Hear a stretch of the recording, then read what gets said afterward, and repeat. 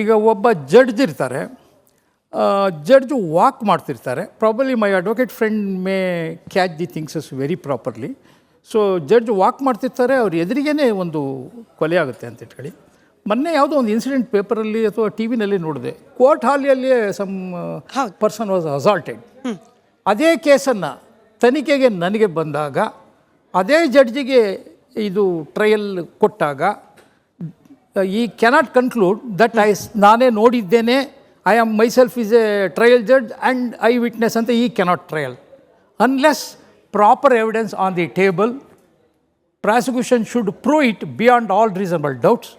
ಹಾಗಾದಾಗ reasonable doubts, not all doubts, beyond all reasonable doubts prove ಮಾಡಿದಾಗ ಅವನು ಅಪರಾಧಿ ಆಗ್ತಾನೆ. ಕೋರ್ಟು ಅವನಿಗೆ ಶಿಕ್ಷೆ ಕೊಡಲಿಕ್ಕೆ ಅರ್ಹತೆ ಇರುತ್ತೆ. ಇಲ್ಲಿ ಜಡ್ಜ್ ನೋಡಿದ್ದರೂ ಸಹ ಸಾಕ್ಷಿಯನ್ನು ಕೊಡಲಿಕ್ಕೆ ಆಗಲ್ಲ.